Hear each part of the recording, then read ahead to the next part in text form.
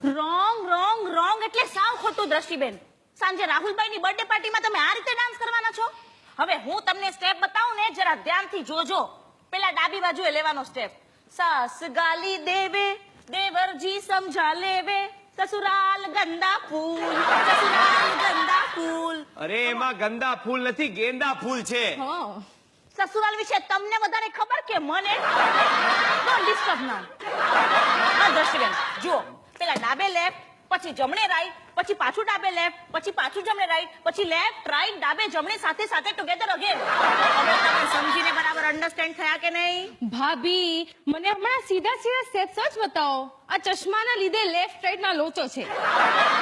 Left right માં લોચો છે? હા. ઉપર નીચેમાં લોચો નથી ને? ના. તો જાઓ ઉપર જઈને જોઈ આવો કે મમ્મી પપ્પા તૈયાર થયા કે નહીં. મમ્મી પપ્પા તમે તૈયાર થયા કે નહીં? રાહુલ આવતો જ હશે.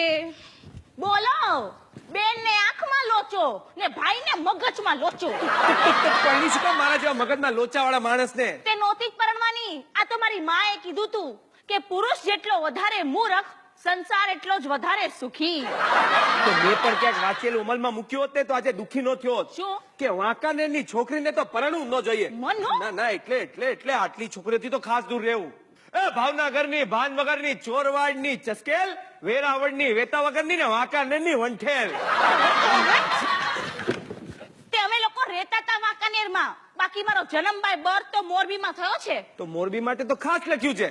અરે રાજકોટની રમતિયાળ ને, અમદાવાદની વિફરેલ, નાગપુરની નાક વગરની ને મોરબીની તો માથા પરેલ. તે લખનારની માં ક્યાંની હતી એ નહોતું લખ્યું? લખ્યું તું ને, એ પણ મોરબીની જ હતી. અરે જાગૃતિ, મને આમ ભગાવ નહીં કર.